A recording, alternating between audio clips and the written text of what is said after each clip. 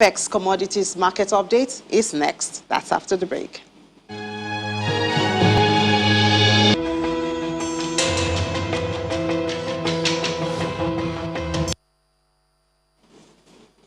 Welcome back. You're still watching Business Morning. Time for the AFEX Commodities Update. A lot of the commodities were unchanged for the week 11th of May to 17th. But was this before the release of the inflation figures? We'll get more details now from Michael Martins, Portfolio Manager at AFEX. Hello, Michael. Great to have you. Good morning.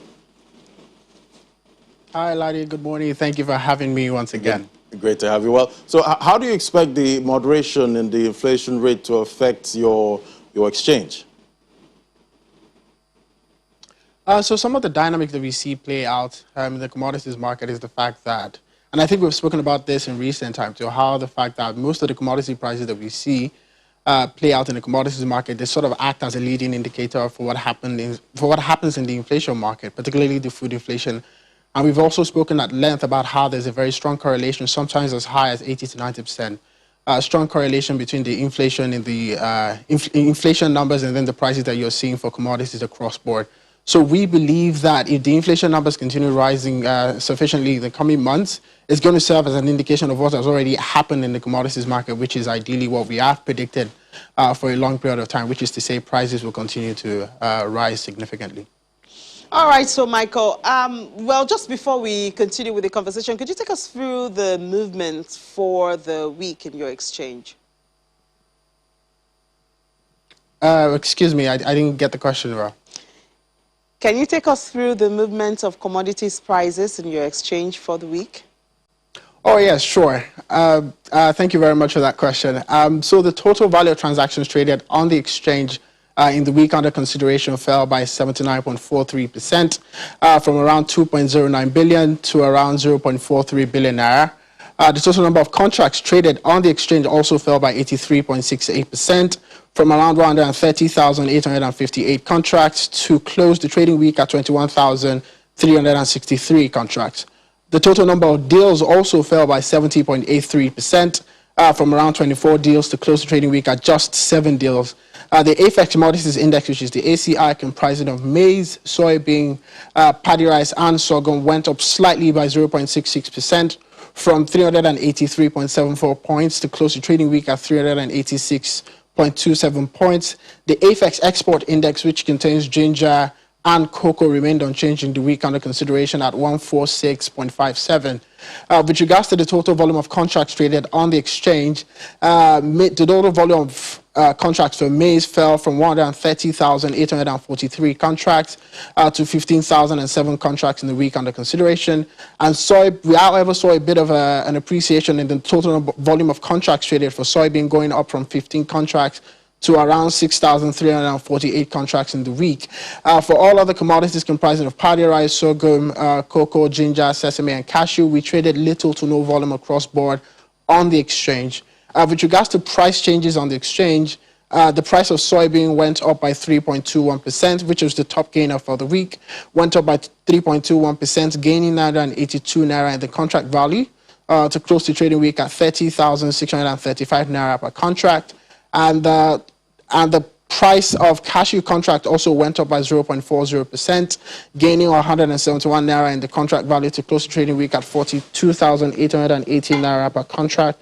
And lastly, we also have the FETC, which remained unchanged at 14,008 naira per contract. All other commodities under consideration also remained unchanged in the week under consideration.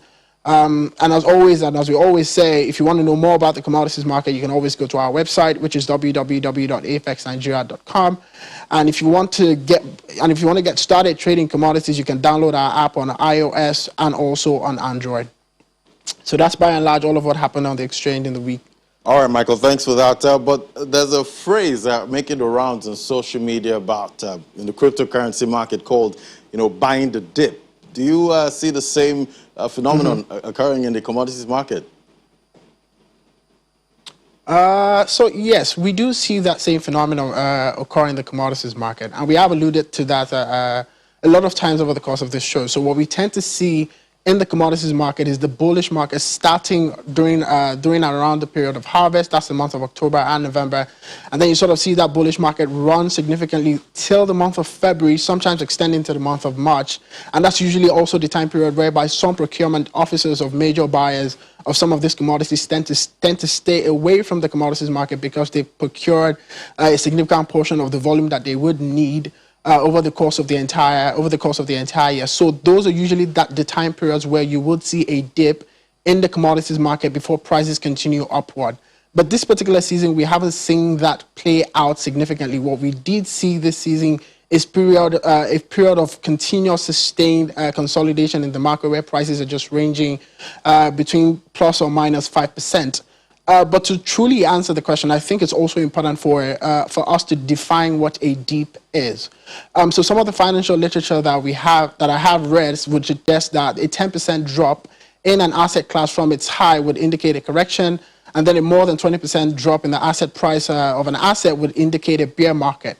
Right, but the problem with that sort of analysis is that it doesn't cut across board, and you can't particularly generalize, right? Because a 10% drop in a cryptocurrency market or a fixed income market is not the same as a 10% drop in, say, a commodities market. But I think the more important sentiment would be to say, when people say buy the dip, what they're saying is how do you take advantage of market corrections? And it's a combination of different things, right? When you're doing your analysis, whether or not you're doing it from a technical point of view, whereby you're analyzing price floors or resistant points and anticipating points where price is going to reverse, which would be the dip, or you're evaluating things from a fundamental standpoint and you're trying to evaluate the sentiment of the market or general policies that are coming out. So those are two different things that you can combine and sort of analyze where you need to buy that particular dip, right? But the most important thing would also be market timing, right? Because getting into the market at the wrong time or getting into the market too early is just as bad as being wrong about the direction of the market. So when you want to take a position in the commodities market, for example, and you already have the information that dips are more likely to happen in the month of February and March, then you can accumulate your capital in order to take advantage of that price information and that price knowledge. Great investment information Michael is giving us this morning. Thank you, Michael. But just before we let you go, now we noticed that a lot of the your commodities had their prices unchanged, and we'd like to understand why and the implication of that. So I mean, so what you see reflected in the prices on the exchange is a pure reflection of activities going on in the market, right?